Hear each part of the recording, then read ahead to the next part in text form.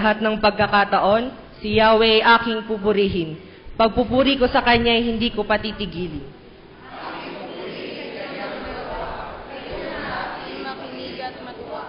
Ang kadakilaan niya ay ihahayag at ang pangalan niya ay pupurihin ng lahat. Makapangyarihang Diyos na aming Ama, manlilikha, manunubos at tagapagdigka. Lumalapit po kami sa inyo, gabayanin niyo po kami sa oras na ito upang ang aming pananambahan. Sa pangalan ni Jesus, Amen.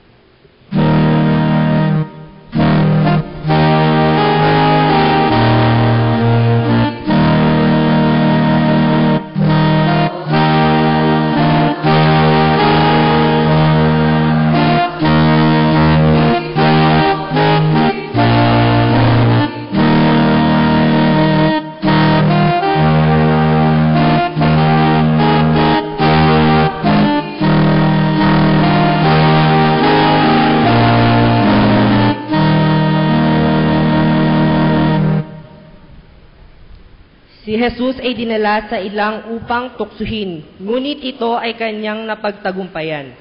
Dahil siya ay napuspos ng banal na espiritu, sumandali tayong magbulay-bulay at ipahayag sa Diyos ang mga panahong tayo ay nagalinglangan na pumasok sa ilan ng ating buhay, lugar kung saan tayo susubukin at lalago sa pananampalatayang lugar kung saan natin mararanasan ang kapangyarihan ng banal na espiritu.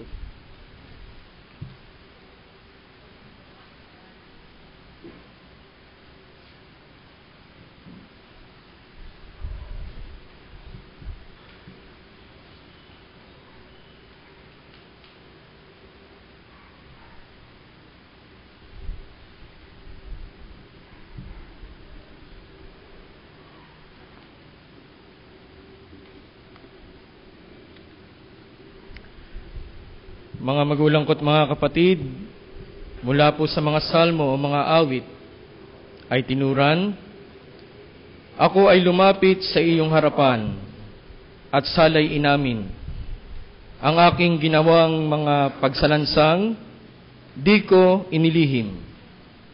Pinagpasyahan kong ang lahat ng ito sa iyo'y idaing.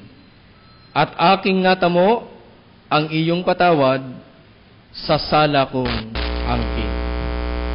Ang kapahayagan ng pagpapatawad ng ating Panginoong Jesucristo ay ibinigay sa bawat isa sa atin. Sa pamamagitan niyan, mga magulang ko't mga kapatid, tunay na ang ating Panginoong Jesucristo sa pamamagitan ng kanyang Espiritong Banal ay sumasa atin. Kaya naman tayo magalap, tayo pong lahat ay tumayo, tayo po'y magbatian sa isa't isa, magmano mga bata sa nakakatanda.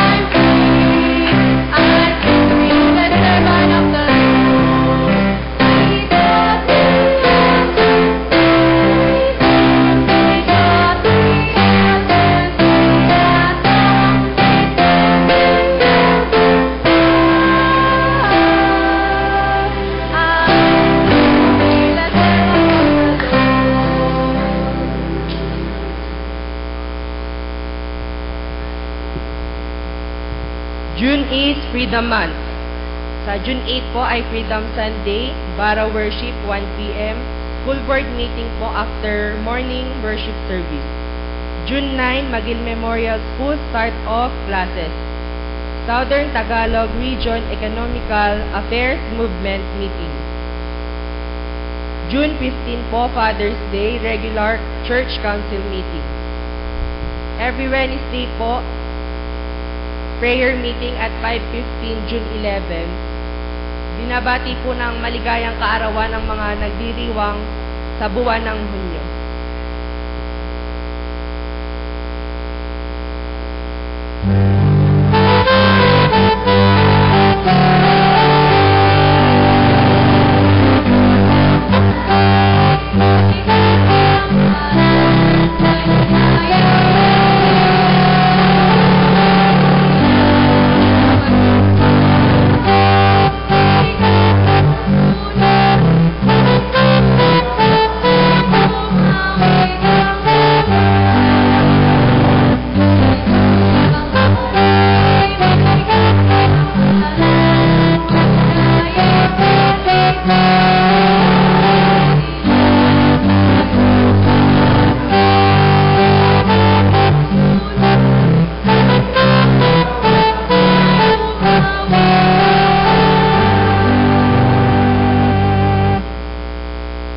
Kononiya po ng kababaihan ay gaganapin ay sa June 21, 2014. Inaanyayahan po ang lahat upang matutunan ang paggawa ng special broken glass.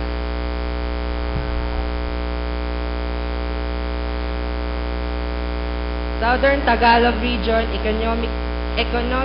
Ecumenical Affairs Movement meeting.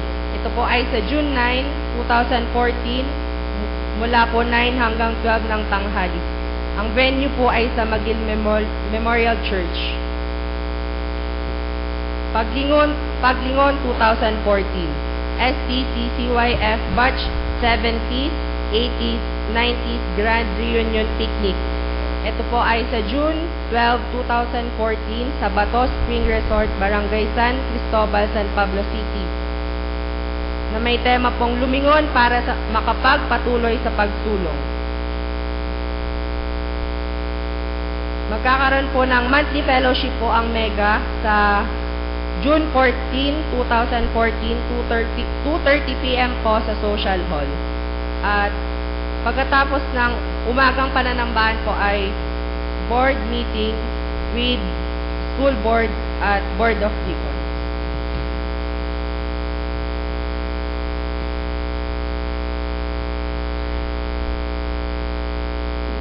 Morning!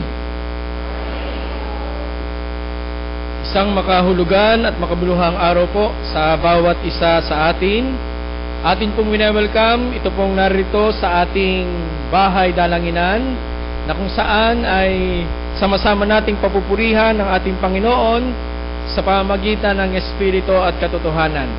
Wina-welcome din po natin yung mga nanunood at nakikinig sa atin sa pamamagitan ng ating misyon sa Ustream Live. So, welcome po sa bawat isa sa atin.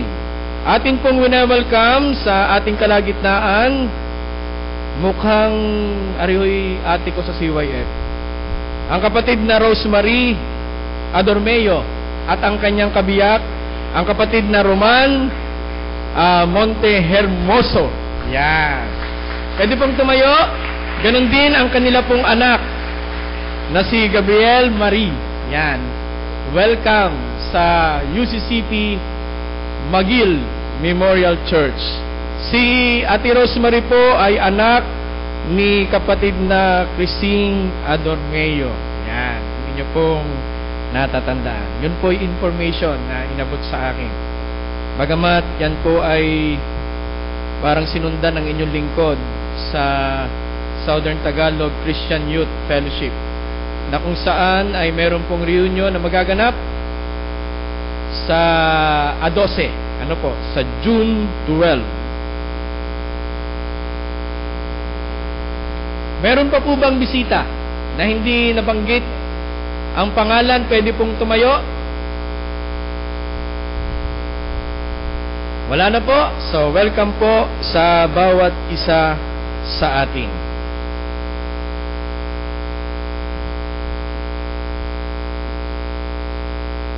Sa pagkakataon pong ito, tayo po ay magkakaroon ng pagtatalaga. Una po ay sa mga lay workers natin at ang susunod po ay sa mga CROs na kung saan ay nakatala po sa ating liturhiya at dun sa ating pong bulletin.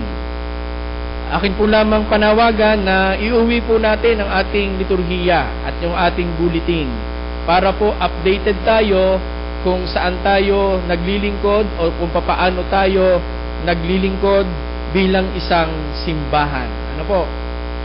Magtitira lang po kayo para mamayang gabi. So akin pong tinatawagan sa harapan ang ating pong Council Secretary, kapatid na Sofia Ilagan, para po tawagin ang mga laiko na nakatala dito po sa ating bulletin.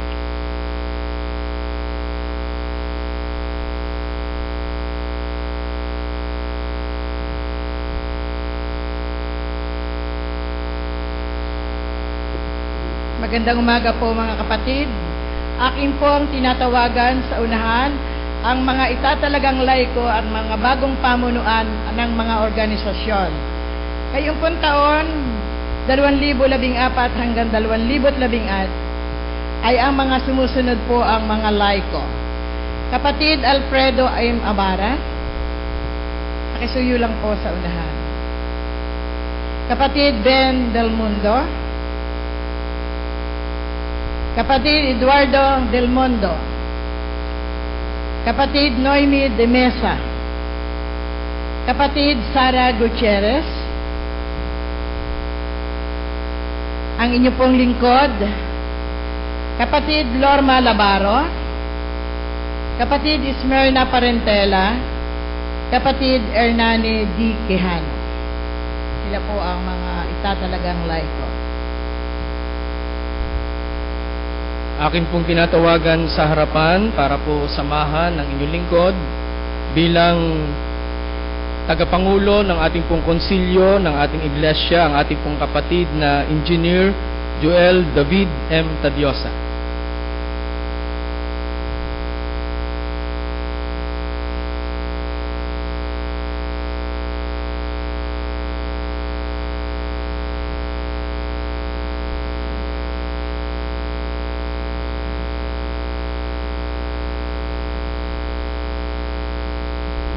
Mga magulang ko at mga kapatid, nais ko pong iharap sa inyo ang ating mga lay workers na kung saan ay katuwang ng inyong lingkod, lalo tigit sa mga pagmimisyon at pag-ebangelismo na ginagawa ng ating simbahan.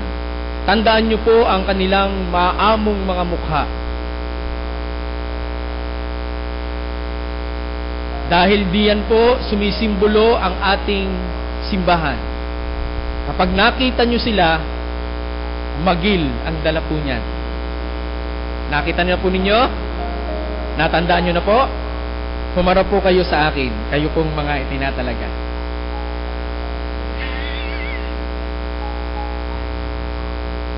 Mga magulang ko at mga kapatid kay Kristo, ang UCCP Magil Memorial Church ay nagpasiya na ipagkaloob ang pagtatalaga sa lay workers ng ating iglesia. Sa katunayan, andito po ang ating tagapangulo ng konsilyo ng iglesia. Sila ngayon ay narito sa ating harapan at inihaharap upang italaga sa banal na ministeryo ng ating Panginoong Jesucristo.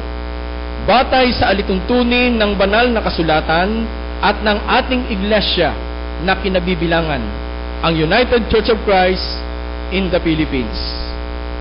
Ang pagtatalagang ito na ating isasagawa o isinasagawa ay ang pagtatalaga sa mga lay workers ng ating iglesia na itinangi upang bigyan ng tungkulin bilang mga lay workers ng ating iglesia lokal na magpapahayag at mangangaral ng salita ng Diyos sa pamamagitan ng banal na kasulatan. maging tapat na lingkod sa pamayanan, at maging saksi sa mapagpalayang mensahe ng Ebanghelyo. Gayon din naman, ang pagtatalagang ito ay batay sa pagkatawag ng Diyos sa inyo, kinikilala at itinataguyod ng Iglesia.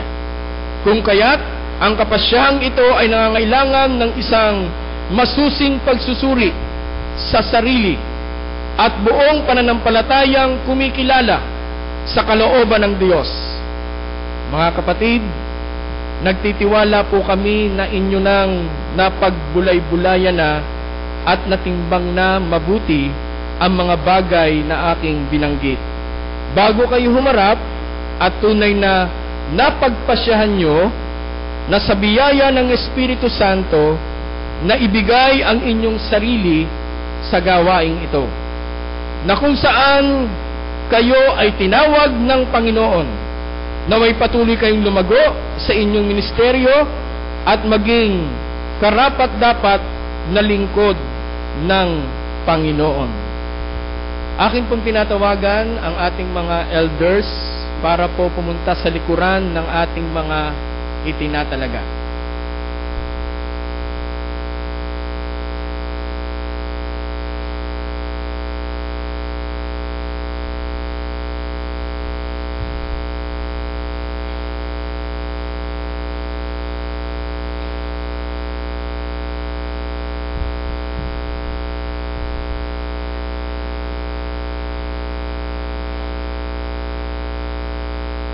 Inyong tanggapin ang pagtatalagang ito bilang mga lay workers ng ating iglesia lokal simula Hunyo 2014 hanggang Mayo 2015. Isang bagong katatayuan sa paglilingkod sa Diyos.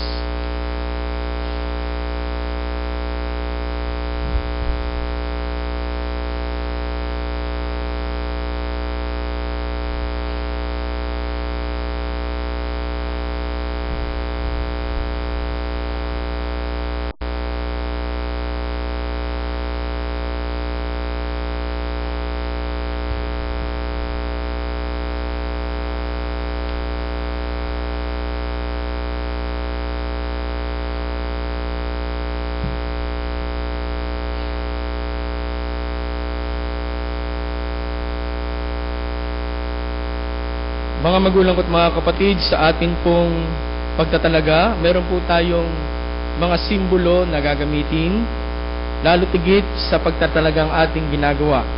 Nariyan po ang asin at nandyan din po ang kandila na may lingas.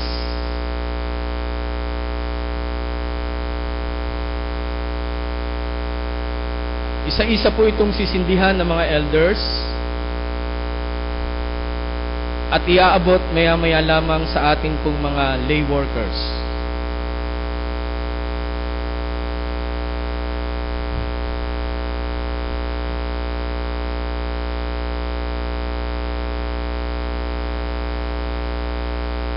Kayo din po ay makakatanggap ng asin. Nasa inyo po yung kung gusto nyong isubo o gusto nyong hawakan. Sapagkat ang asin po ang siyang nagbibigay ng tunay na kahulugan ng paglilingkod na inyong isinagawa noon at isasagawa ngayon.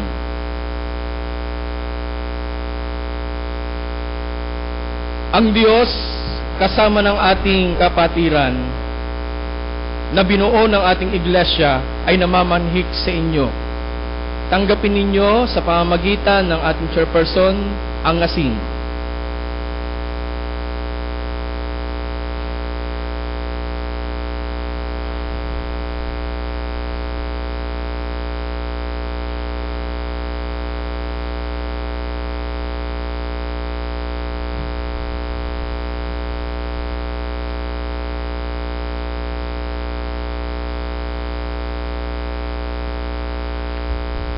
Ngayon ay ang ilaw, dahil kayo ang asin at ilaw ng sanglibutan na iaabot naman sa inyo ng ating mga elders.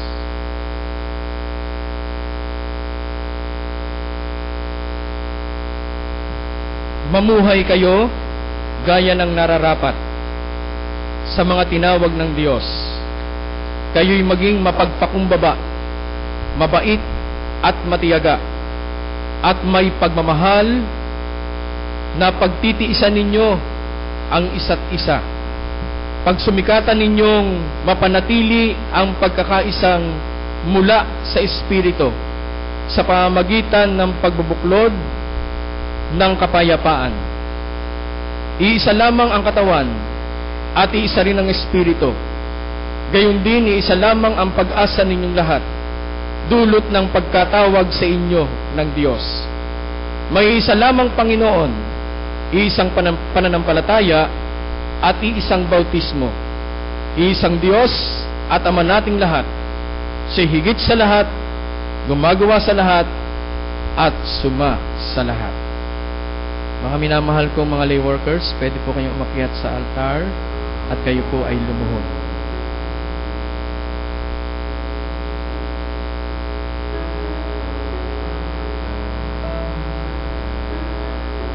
Inaanyayahan ko po ang mga elders na ipatong ang kanilang mga kanang kamay sa balikat ng ating tinatalaga kasama ng ating tagapangulo.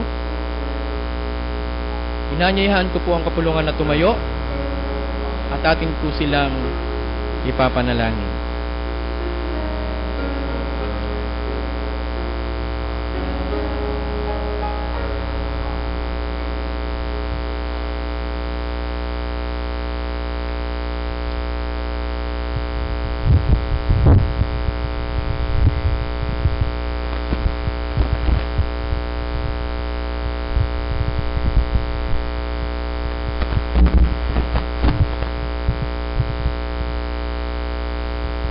Tayo po ay manalangin. O Diyos na makapangyarihan sa lahat, tunay nga po na ang iyong simbahan sa dakong ito ay punong-puno ng mga mananampalataya. Marami kang tinatawag pero iilan ang nakatugon. At ang mga ito ay narito sa iyong altar, o aming Panginoon. Tiklop-tuhod naming itinatalaga sa iyo. Dahil wala po kami magagawa kung kami hiwalay sa iyo, aming Panginoon, lalo tigit sa amin pong ginagawang paglilingkod. Ngayon, o aming Panginoon, salamat po at alam ko pong inyong binasbasan ang mga simbolo na kung saan ay pangahawakan ng iyong mga lingkod na ito, sapagkat sila ay magiging asin at ilaw ng sanglibutan. Samahan niyo po sila, o aming Panginoon, lalo tigit sa kanilang mga paglilingkod na gagawin. Ito po'y gagawin nila hindi para sa kanilang sarili, kung hindi para sa iyo, sa kaluguran mo, o aming Panginoon. Kaya naman po, tiklop-tuhod namin silang itinatalaga sa iyo, kasama ng kongregasyon, o aming Panginoon, dahil kami naniniwala, ikaw ang unang nagtiklop ng tuhod. Kami sumunod, dahil ito ang nais mo sa amin. Dalangin namin, dakilang Diyos, lalo tigit sa mga lay worker na ito, ng UCCP Magil Memorial Church. Ipagkaloob niyo po sa kanila, dakilang Diyos, ang iyong mayamang pagpapala, biyaya, pag-ibig at pagtatalaga, o aming Panginoon. Pagpalain kayo ng Panginoon at ingatan kayo. Paliwanagin ng Panginoon ang kanyang mukha sa inyo at mahabag sa inyo. Ilingap ng Panginoon ang kanyang mukha sa inyo at patuloy kayong tumugon sa hamon ng paglilingkod bilang kanyang mga pinagkatiwalaan. Sa pangalan ng Diyos Ama, ng Diyos Anak, at Diyos Espiritu Santo. Amen. Kaya kayo po'y tumayo. Mga magulang ko at mga kapatid, akin pong inihaharap sa inyo ang mga lay workers ng UCCP Magil Memorial Church. Atin po silang palakpakan. Mamaya na po sila magpapapansit. Salamat po. God bless you po. Apo, inyo na po yan.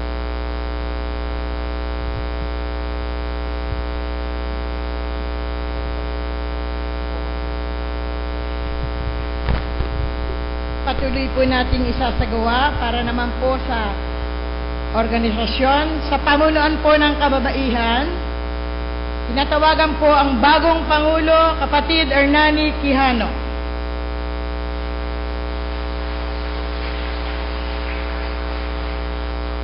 Ang ikalawa pong Pangulo, Kapatid Lorma Labaro. Kalihim ang inyong lingkod, Ingat Chairman Evelyn B. Barameda.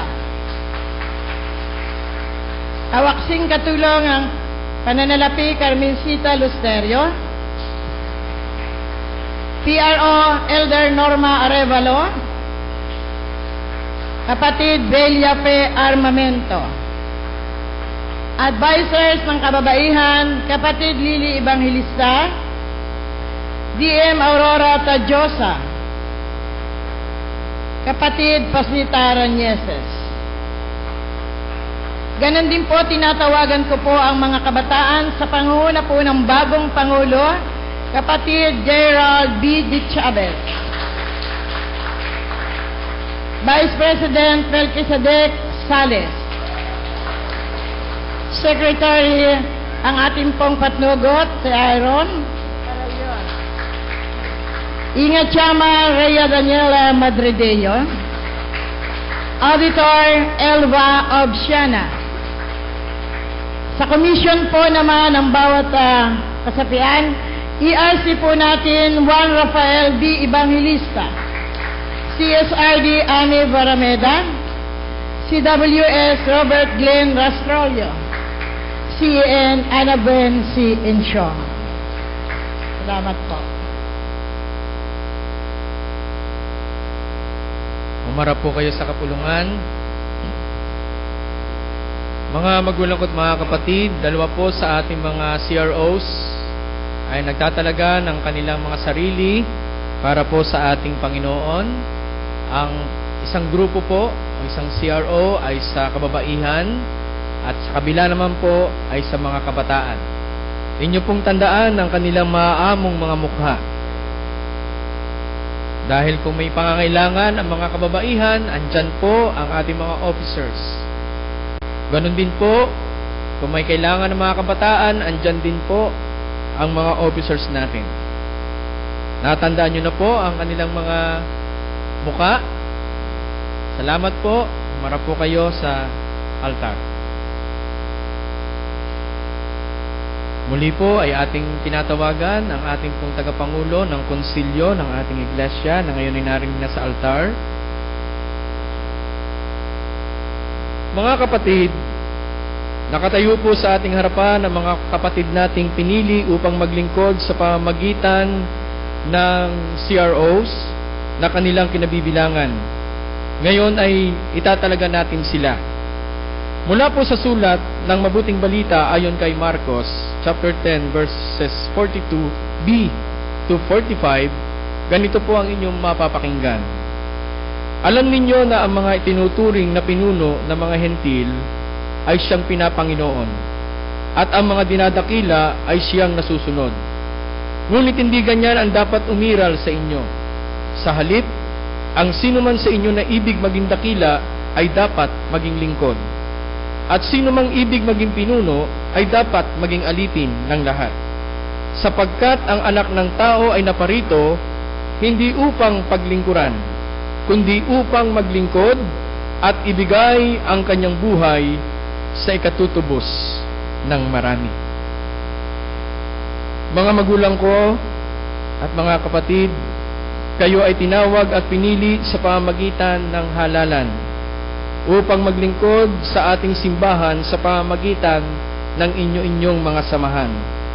Ang gawaing ito ay isang malaking biyaya, ngunit ito rin ay isang malaking pananagutan. Bilang itinatalagang mga lingkod, sagutin po ninyo ang ilang mga katanungan. Patuloy ba ninyong pinagtitibay ang inyong matapat na paglilingkod sa loob at labas ng ating simbahan? Inyo bang ipinapangako na patuloy na pag-aaralan ang alituntunin ng ating simbahan upang inyong maging gabay sa inyong pamumuno at pagdilingkod? Nangangako ba kayo sa harap ng Diyos at ng kapulungang ito na gagampanan ninyo ng buong puso at walang pag-aalinlangan ang mga tungkuling nakaatang sa inyong mga balikat? Gayon din naman sa mga naririto, buong puso po ba ninyong tinatanggap ang ating mga kapatid na ito, na nakalaan po ba tayong sila ay idalangin at alalayan? Kung kayo po ay sumasang-ayon, pwede po ba kayo'y magsitayo?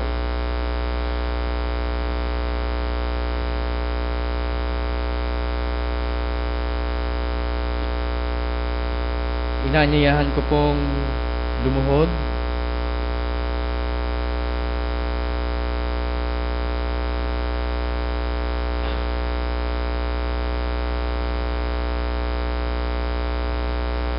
Tayo po ay manalangin. Panginoon naming Diyos, batid namin na sa bawat panahon ay pumipili ka ng mga lingkod na siyang magsasabuhay ng mga gawain at maging mga halimbawa at tagapanguna sa pagdilingkod. Aming ipinagpapasalamat sa iyo ang magandang pagkakataon na sila'y makabilang sa mga tao na iyong pinili. Naway maging karapat-dapat sila sa pagtugon sa iyong panawagan at naway ikaw ang maging gabay nila sa pagganap ng kanilang mga tungkulin para sa patuloy na pagdilingkod. Sa pangalan ni Jesus, ito ang aming dalangin. Amen. Tumayo po kayo. Mara po kayo sa altar uli. Tinatawagan ko po ang kaanib ng Board of Christian Educators na tumayo sa likuran ng ating mga itinatalaga.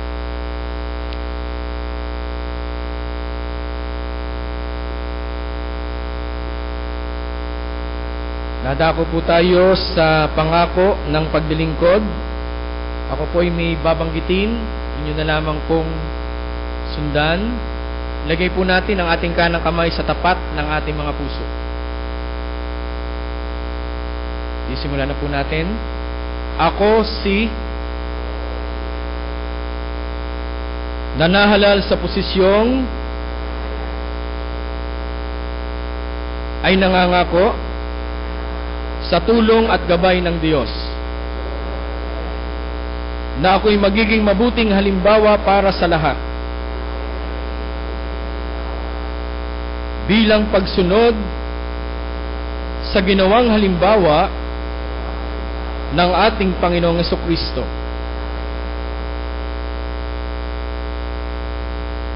Na ako'y mamumuhay ayon sa alituntunin ng ating simbahan. Na ako'y maglilingkod ng may katapatan at gagawin ang lahat ng aking makakaya upang ang tatag na samahan ay mamuhay sa pag-ibig at kapayapaan. Na ako'y magsisikap upang magtagumpay ang mga magiging gawain sa pamamagitan ng mga programang aming isa sa katuparan. Naway tulungan ako ng Diyos.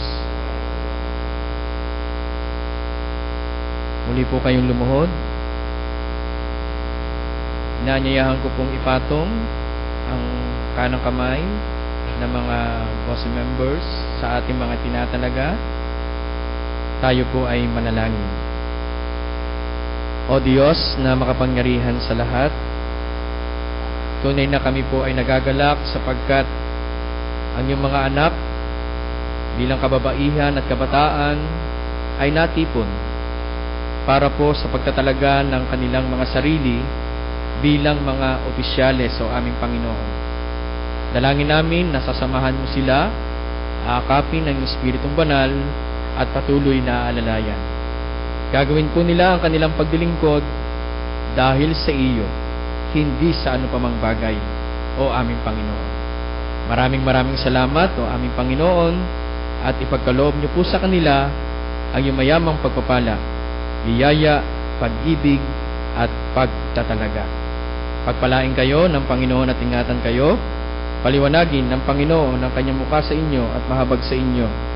Ilingap ng Panginoon ang kanyang mukha sa inyo at patuloy kayong tumugon sa hamon ng paglilingkod bilang mga opisyales ng kababaihan at kabataan. Sa pangalan ng Diyos Ama, ng Diyos Anak, at Diyos Espiritu Santo. Amen. Umara po kayo sa kapulungan, mga magulang ko at mga kapatid, ang ating pong mga samahan ng kababaihan at kalalakihan. God bless you po. Salamat po sa ating tagapangulo.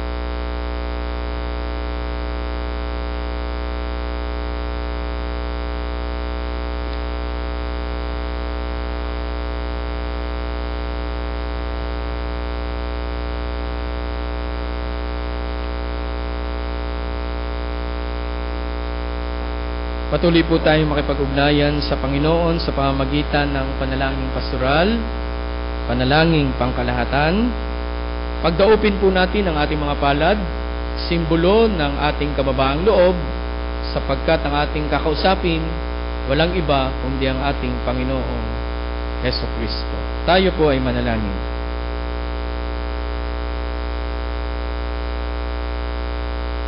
O Diyos na makapangyarihan sa lahat, patuloy at kaming nagpupuri, nagpupugay sa kaibabaw-ibabawan ng iyong pangalan. Sapagkat ikaw ang aming Panginoon, noon, ngayon, at magpakailanman. Ikaw ang aming manlilikha, manunubos, at tagapagtaguyod.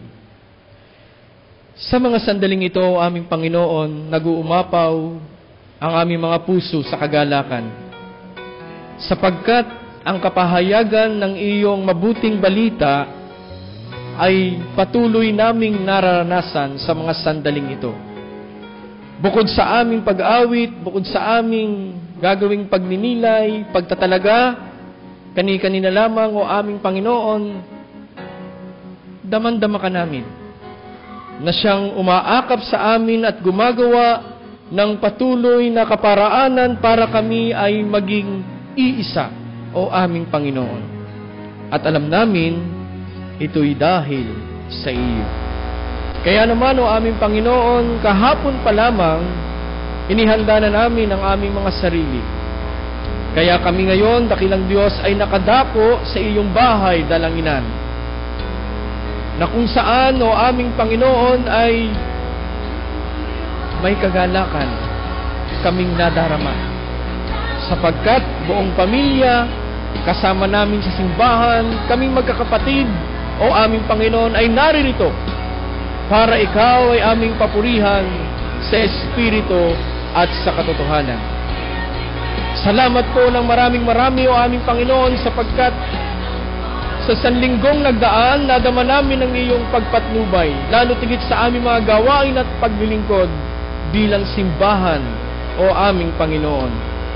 Salamat po at hindi mo kami iniwan, bagkus pa nga'y kami iyong inalalayan, o aming Panginoon.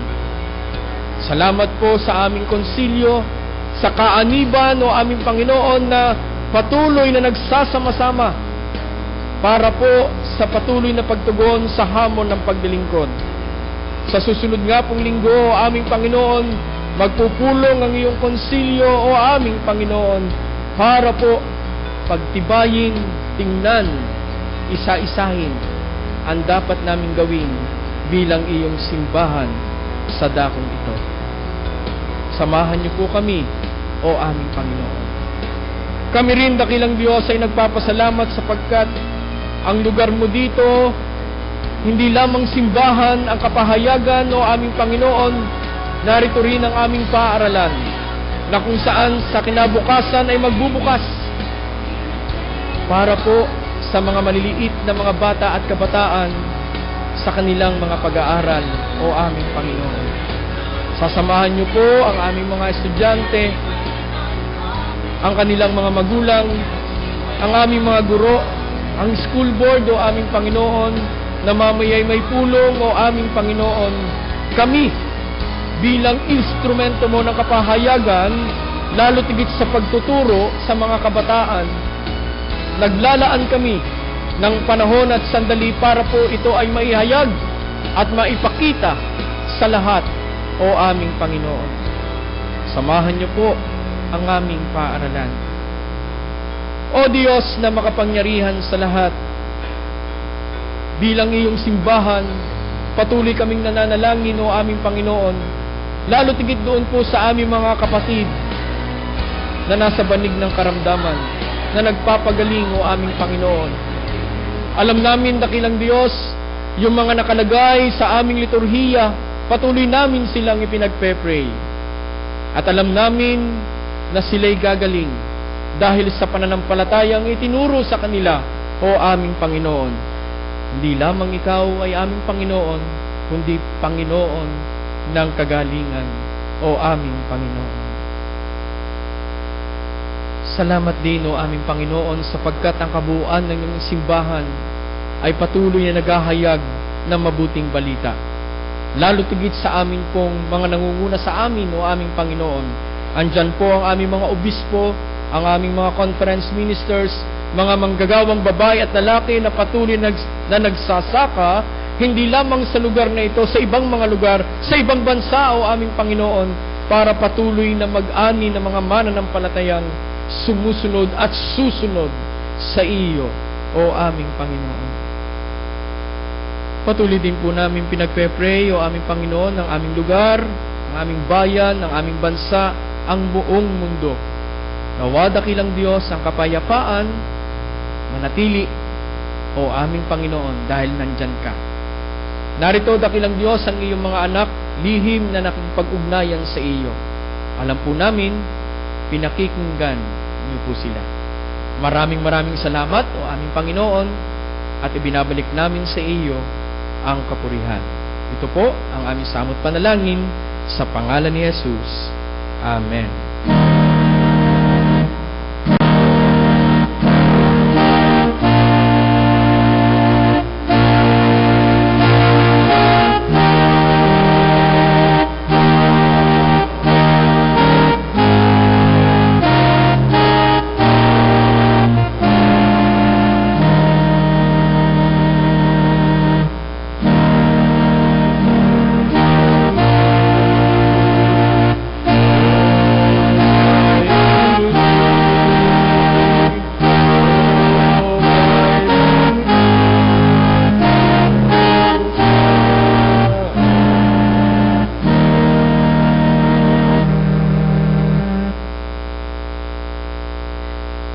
aking Diyos ang magbibigay sa inyo ng lahat ng inyong pangangailangan, ayon sa maluwalhati niyang kayamanan kay Kristo Jesus.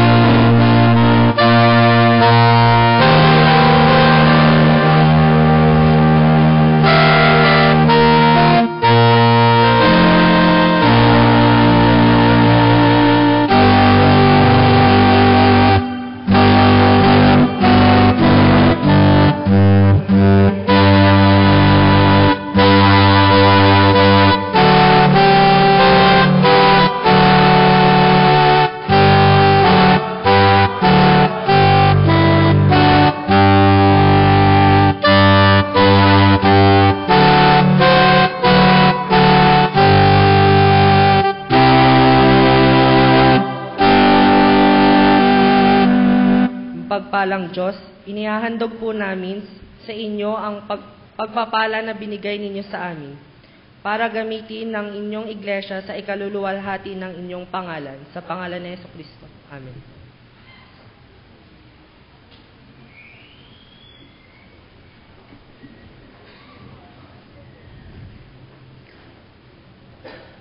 Manatili po tayong nakatayo bilang paggalang sa pagbasa mula sa sulat ni Pablo sa mga taga-Galacia, chapter 5, verses 1, 13 to 15. Na ganito po ang inyong mapapakinggan at masusundan sa dala ninyong banal na kasulatan. Pinalaya tayo ni Kristo upang manatiling malaya. Magpakatatag nga kayo at huwag nang paalipin uli. Mga kapatid, tinawag kayo upang maging malaya. Ngunit huwag ninyong gamitin ang inyong kalayaan upang masunod ang pita ng laman, kundi maglingkod kayo sa isa't isa sa pag-ibig, sapagkat ang buong kautusan ay nauwi sa isang pangungusap. Ibigin mo ang iyong kapwa gaya ng iyong sarili. Ngunit, kung kayo-kayo'y magkakagatan at magsasakmalang parang mga hayop, mauubos kayo. Patuloy tayong pinagpapala ng Diyos sa pagkabasa at pagkarinig ng bahaging ito ng banal na kasulatan.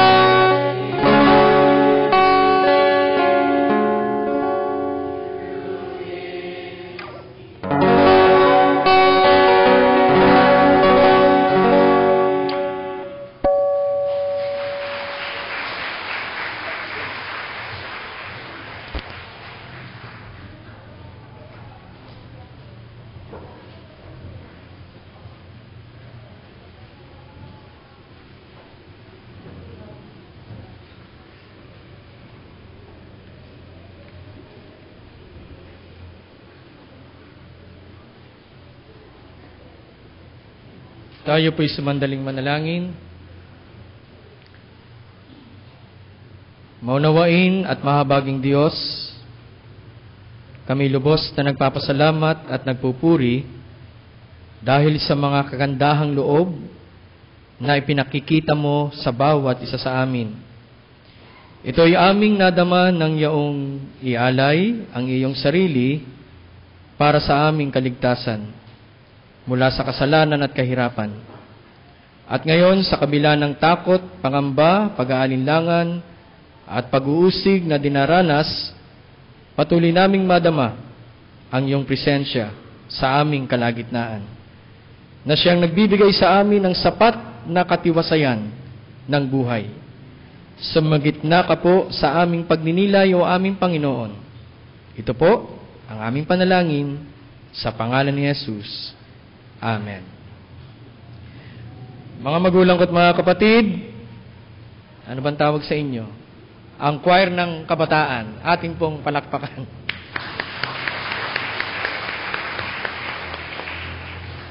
Pwede rin namang kapwa ko kabataan. Di ba, Ate Sumari? Naroon pa rin po tayo sa pinag-uusapan ng lahat. Kung simbahan ang siyang pakikinggan, yung tinatawag nating Pentecostes. Tulad ng ating tinuran noong nakaraang linggo, ay ikalawa sa mga dakilang pista sa taon ng mga Hudyo. Ito ay isang kapistahan ng pag-aani kung saan ang mga unang bunga ng pag-aani ng mga butil ay iniaalay sa Diyos. Kaugnay dito, sinasagisag ng Pentecostes para sa iglesia ang simula ng pag-aani ng Diyos sa mga kaluluwa. Ano po? Sa mga kaluluwa sa mundo. Alam niyo po, ang sulat ni Pablo sa mga taga-Galasya ay panumbalikin sa tunay na mga pananampalataya ang mga nadaya sa maling turo. Nagsimula si Pablo sa pamamagitan ng pagtatanggol sa kanyang karapatan na matawag na apostol ni Jesucristo.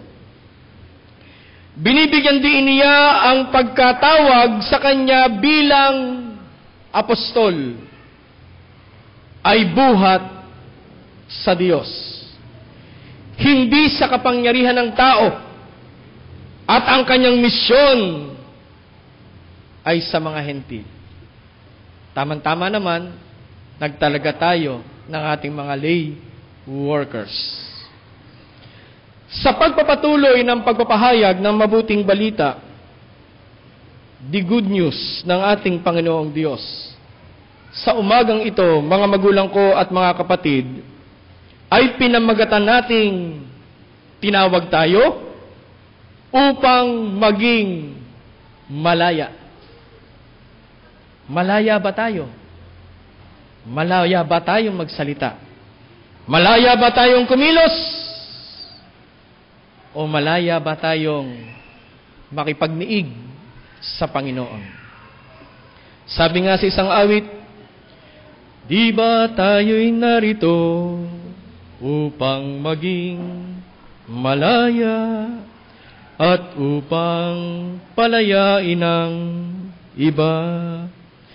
Ako'y walang hinihiling, ika'y tila gayon din, sadyang bigyang laya ang isa't isa.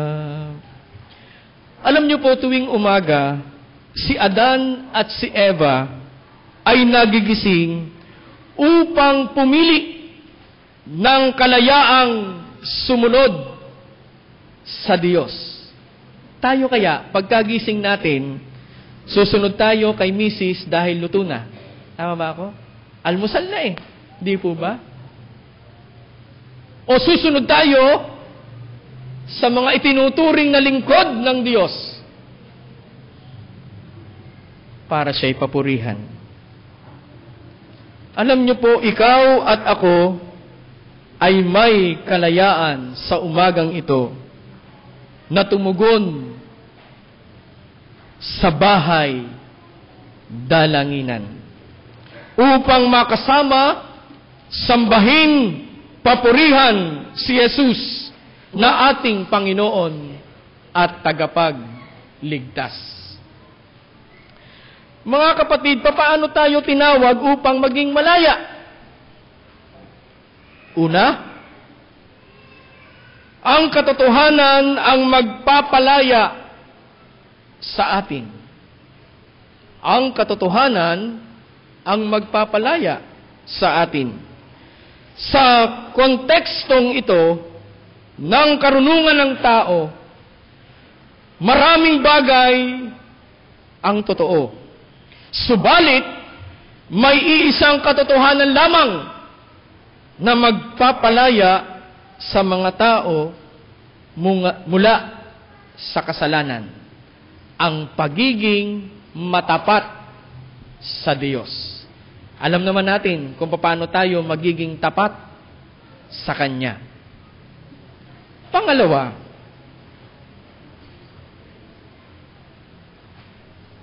tunay nga tayong malaya. Ang kalayaan mula sa pagkaalipin sa kasalanan ay isang tiyak na batayan na maaaring gamitin ng lahat ng mga mananampalataya na sila'y mananampalataya. Ako kasi ay umiibig dahil Diyos ay pag-ibig. Upang suriin kung sila'y mayroong buhay na walang hanggan. Kasama ang biyayang nagpapabago at nagpapabanal na nananahan sa kanila, sa'yo at sa akin. Pangatlo, ang banal na Espiritu, naroon ang kalayaan ng bawat isa sa atin. Ang kalayaan na nagmumula kay Kristo. Ulitin ko po yun, yung kalayaan na nagmumula kay Kristo. Hatiin pa rin natin po iyon, mga magulang ko at mga kapatid. Titik A. Ginamit na natin yung 3 1, 2, 3. Punta tayo sa titik A. Ako'y natingin sa mga guro. Titik A. Ang tunay na paglaya ay nagsisimula sa pakikiisa ng mga mananampalataya kay Kristo. Siyempre pa, sa kanyang mga anak. At sa pagtanggap niya ng banal na Espiritu, ang paglaya mula sa espiritual na pagkaalipin ay napapanatili sa pamamagitan ng patuloy na pananahan ng Espiritu at sa pagsunod sa kanyang pangunguna. Kaya tayo'y gumigising sa umaga, ayaw nating paghintayin ang Diyos. Tumugon kaagad sa kanyang pagkatawag at sama-sama natin siyang sambahin sa Espiritu at sa katotohanan. Titik ba sa number 3? Ang kalayaan ay binibigay ni Kristo ay hindi isang kalayaan para makagawa ng mga mananampalataya na gawin ang mga naisin nila, kundi gawin ang nararapat. Ang espiritual na kalayaan na hindi dapat gamitin bilang pagtakip sa masama o bigyang katuwiran ang pag-aalitan. Titik ka sa number 3 na kalayaan na nagmula kay Kristo. Ang kalayaang Kristiyano ay pagpapalaya sa mga mananampalataya upang mapaglingkuran ang Diyos at ang ibang tao. Sa daan ng katwiran, tayo ngayon ay mga, sorry po sa word, alitin ni Kristo na nabubuhay para sa Diyos sa pamamagitan ng kanyang mga biyaya. Pag ang biyaya ay nasa atin lang, hindi natin ibinabahagi, wala itong kabuluhan. Ang mga anak ng Diyos ay mahal ang konsepto ng kalayaan ng bawat isa. Ngunit di nila naisip ang isang lipunang may kalayaang nagpapahintulot na gawin ng mga tao ang bawat kanilang gustuhin o kagustuhan. Hindi matatamasa ng mga tao ang walang takot sa Diyos, ang tunay na kalayaan. Wala na po yung kanya-kanyang kagatan. Pwede po yun kung sa isang sandwich, hahatiin, hating kapatid. Ano po? Pero yung paglilingkod sa Panginoon, walang takot itong gagawin. Kilalanin po natin ang ating Panginoong Diyos. Siya ang lumalang sa atin at hindi tayo ang gumagawa ng ating mga sarili. Sabi nga sa mga awit, chapter 100, verse 3. May pananagutan tayo sa Diyos. Huwag po natin niyang kalilimutan. Dahil siya ang lumalang sa atin na mayroong pag-ibig. Ngayon, muling italaga ang sarili sa pamumuhay bilang isa sa mga lingkod ng Diyos. Iyan ang paraan para matamasa ang tunay na kalayaan. Kung patuloy tayong susunod sa aral ni Jesus, hindi kailanman hinihikayat ni Jesus ang kanyang mga anak na ilagak ang kanyang pagtitiwala sa nakaraang pananampalataya o karanasan. Kung patuloy kayong susunod sa kanyang mga aral, ay saka lamang matitiyak ang kapanatagan ng kaligtasan tungo sa kalayaan. Tinuran nga po sa isang tula,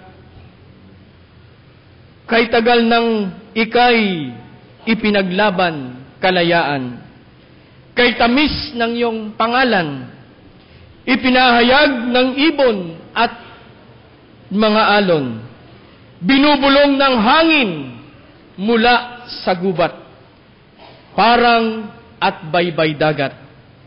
Kalayaan, kalayaan para sa lahat. Bawat kaloob ay mula sa Diyos. Lahat ng pagpapala sa bawat isa. Ngunit di magiging tunay na malaya, kundi magtiwala sa kanyang biyaya. Mga magulang ko't mga kapatid, ang mga tunay na anak ni Jesus ay nagpapatuloy na sumunod sa mga salita ni Kristo na may paglaya, na may pag-ibig at pagkalinga. Sana damhin natin yung kalayaang yaon na ngayon ay ating nakakamtan. Sa pangalan ng Ama, ng Anak, at ng Banal na Espiritu. Amen.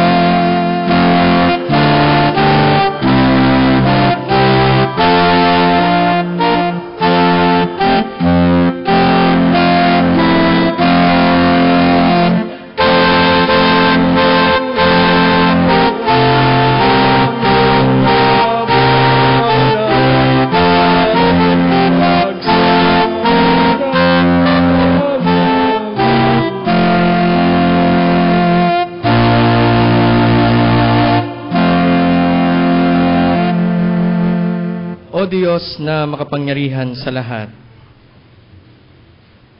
marami pong salamat sapagkat minsan pa na paalaala sa amin ang pagiging malaya ng bawat isa.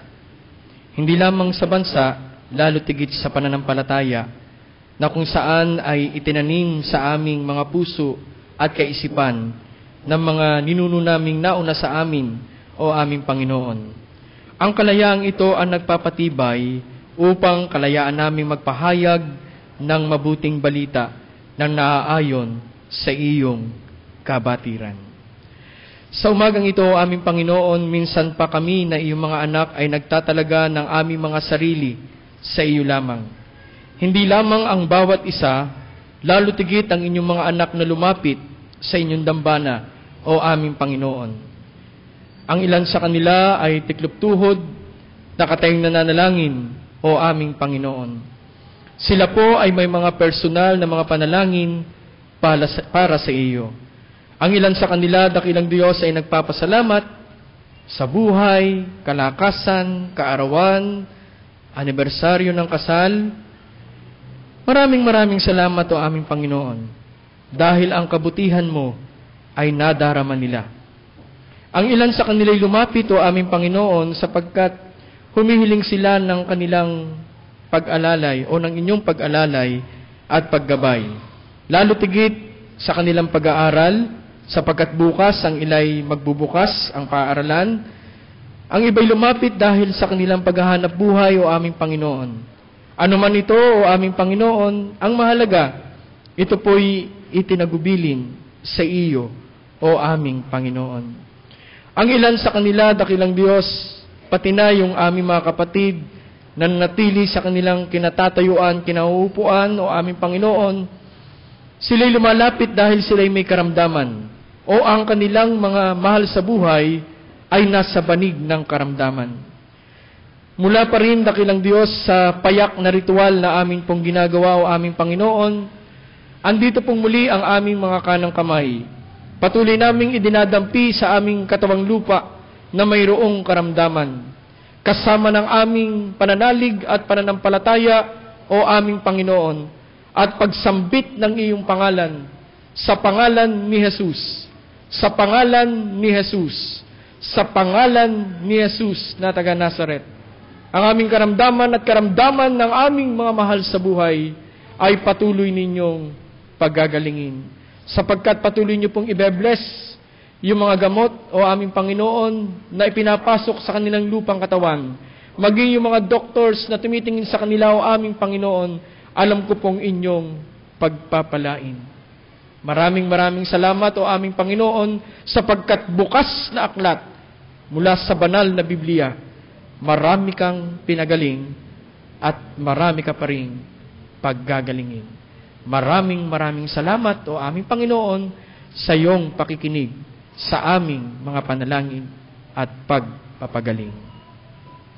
Gayon din, o aming Panginoon, ang iyong mga anak na natili nga po sa kanilang kinatatayuan, kinauupuan, ang iba'y nanonood at nakikinig sa amin, o aming Panginoon, saan man sila naroroon. Akapin sila ng iyong Espiritong Banal, o aming Panginoon, abutin niyo po sila. At patuloy na ikaw ay kinanling bilang kanilang Panginoon ng buhay at ng kasaysayan. Kami, dakilang Diyos, ay lalabas sa iyong bahay, dalanginan, o aming Panginoon. Babaunin namin ang lahat ng aming nakita at narinig, o aming Panginoon, at ito'y aming bubuksan sa panahon na kung saan kailangan namin, dakilang Diyos, ang pagpapatibay ng aming pananalig sa iyo, o aming Panginoon. Samahan niyo po kami sa aming pag-uwi, sa aming po mga gagawin pang pagdilingkod, o aming Panginoon, at alam ko po, andyan ka para kami ay alalayan. At bukas, o aming Panginoon, alam po namin na ikaw pa rin ang aming kasama, ikaw pa rin ang aming kapiling. Sa amin pong pansamantalang pag-iwahiwalay, o aming Panginoon, mula po sa isang makahulugan at makabuluhang pananambahan, tanggapin po ng bawat isa sa amin ang iyong mayamang pagpapala, biyaya, pag-ibig, bendisyon, na ipapahayag ng inyong abang lingkod. Unang-una na sa inyong mga anak, na tiklop-tuhod, nakatayong nananalangin, o aming Panginoon, sa iyong harapan. Pagpalain kayo ng Panginoon at ingatan kayo. Paliwanagin ng Panginoon ang kanyang mukha sa inyo at mahabag sa inyo. Ilingap ng Panginoon ang kanyang mukha sa inyo at patuloy niyang tutupdin lahat-lahat na inyong nilapit sa kanya sa pamamagitan ng panalangin, sapagkat mahal na mahal kayo ng ating Panginoong Hesukristo. At ngayon, sumaating lahat ang pagpapala ng isang Diyos, ang Diyos Ama, ang Diyos Anak, at Diyos Espiritu Santo. Amen.